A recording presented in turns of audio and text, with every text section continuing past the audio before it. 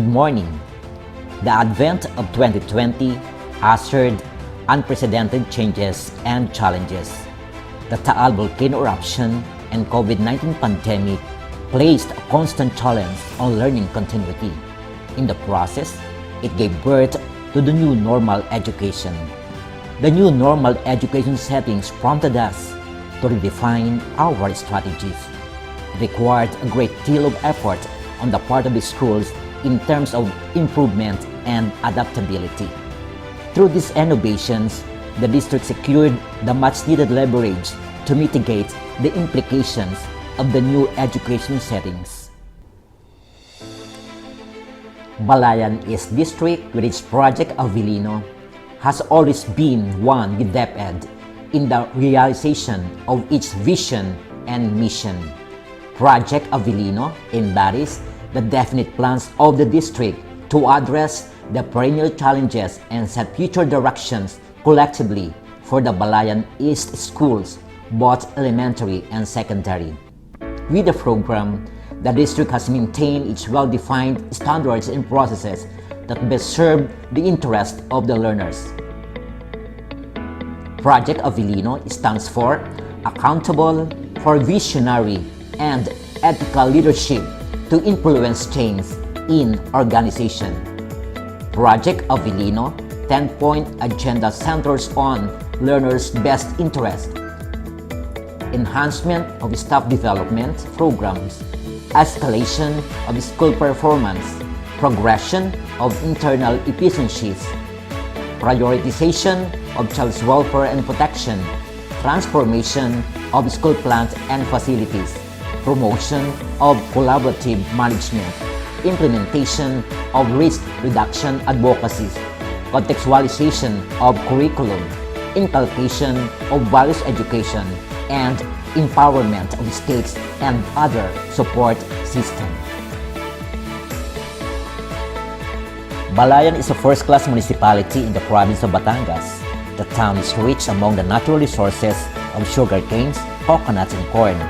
Significant events include the Parada ng Lechon every June 24 and the Feast of Immaculate Conception celebrated annually every December 8. Widely known products originating from the area include the Bugoong Balayan. Balayan is politically subdivided into 48 barangays. It is also divided into two districts, Balayan East and West. Being a first-class municipality, Balayan offers a wide array of support for education. The Special Education Fund alone ensures that basic education delivery is met. Through it, desired student learning outcomes are attained. Balayan East District houses a total of 23 schools, 16 public and 7 private.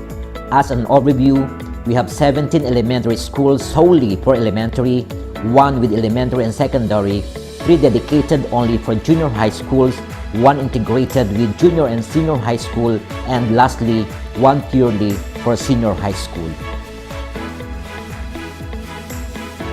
These 23 schools are strategically situated in Balayan, 9 in urban, 12 in rural, and 2 geographically remote locations. These include Sukol and Patugo Elementary School. The district is powered by 446 nationally funded personnel, 413 teaching, 22 teaching-related, and 11 non-teaching personnel. 206 are elementary teachers and 207 for secondary level. There are 207 elementary teachers for 5,990 learners. The data reveal an excess of 1 for the elementary level. On the secondary level, there are 207 secondary teachers for 6,164 learners. It signified a need for 50 additional teachers. As a response, Balayan National High School opted to use double shift program. There are 190 classrooms for 5,990 elementary learners, 67 classrooms for 6,164 secondary learners. The data reveal a shortage of 3 for the elementary level and 88 for secondary level.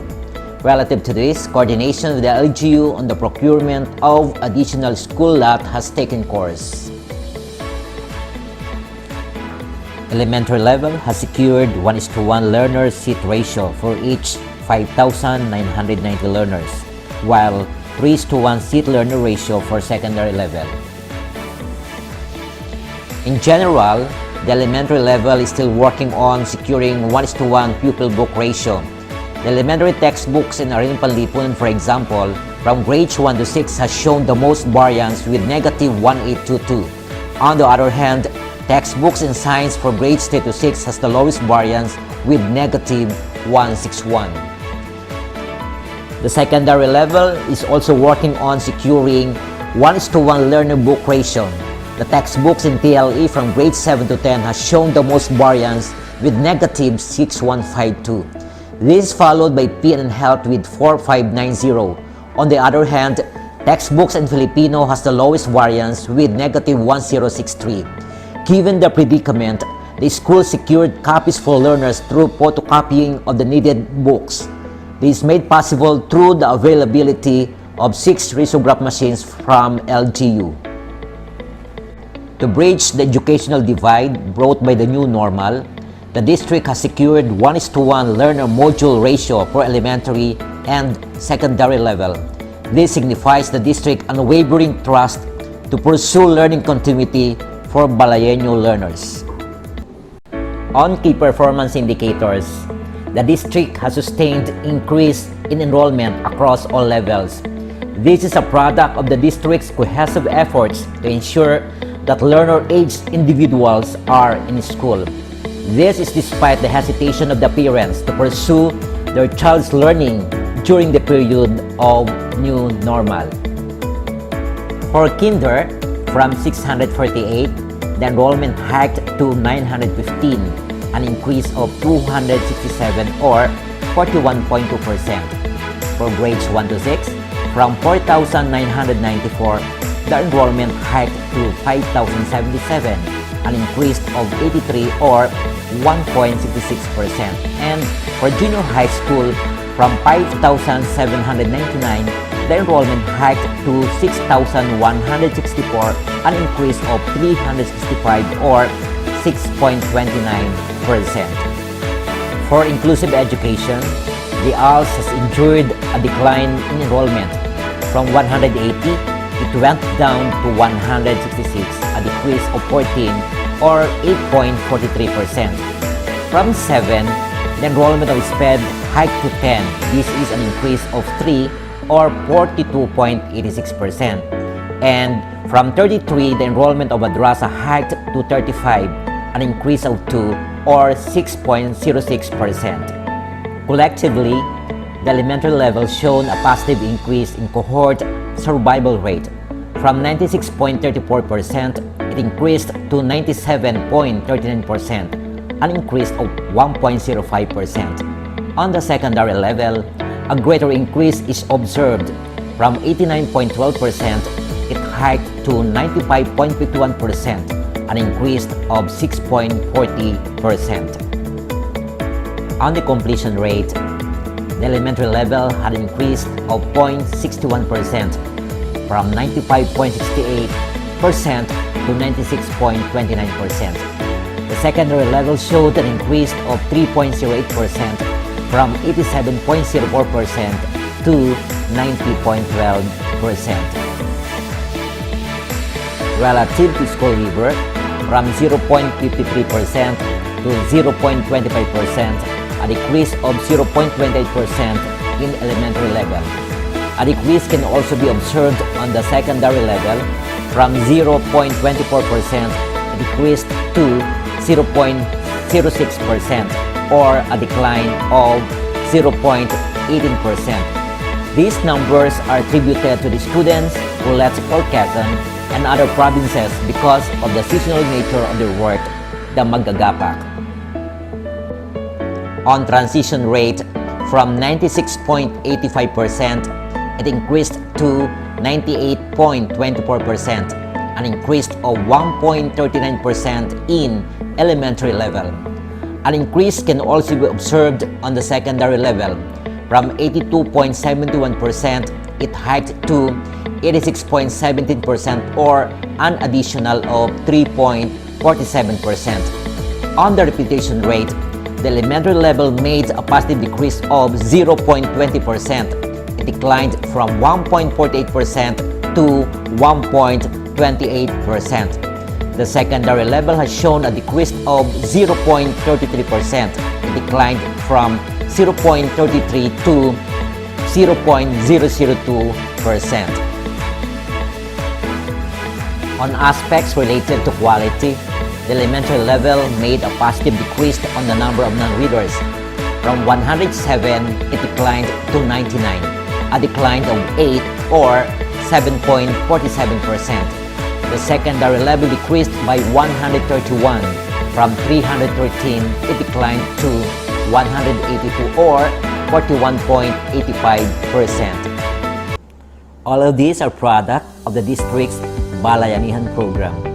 It is the district response to the challenges ushered by new normal education. It details the contingency plan of the district to bridge the educational divide. Some of the PPAs under Balayanihan are: number 1, Pandi budget or pandemic budget. Through the realignment of SEF, the district was able to procure 6 risograph machines, 1,041,340 pesos, health and learning supplies for teachers and learners, 4.5 million pesos, and 2,000 communication allowance for 413 teachers.